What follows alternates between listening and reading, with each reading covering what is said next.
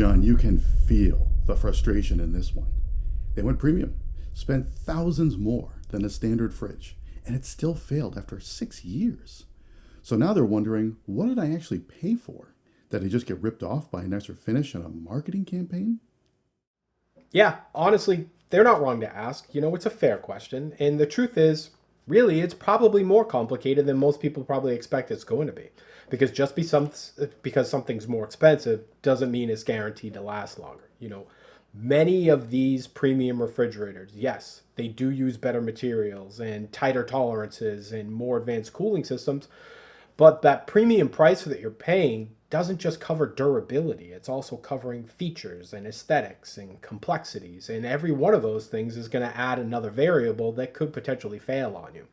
So the idea that premium equals it should last longer, while probably easy to believe and convince yourself, it's really not the right lens to look through, because a $15,000 built-in column fridge could easily fail in a couple of years.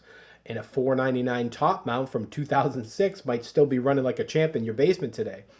But it's not a conspiracy. That's just how appliances work, right? There are too many variables: voltage conditions, ventilation space, usage patterns, install quality, maintenance.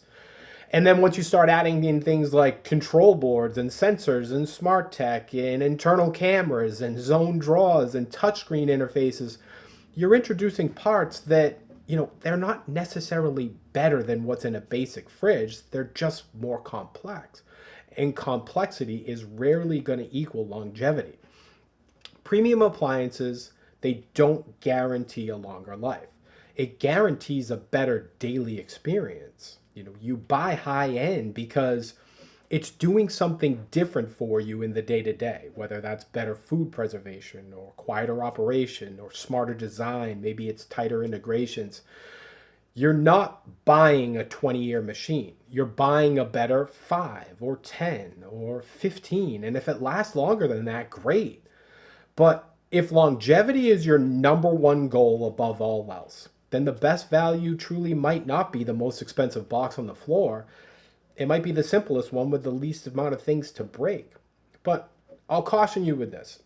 Even if you do buy something top tier, maintenance is always going to matter, because every filter clogs, every coil needs to be cleaned, every door seal begins to degrade.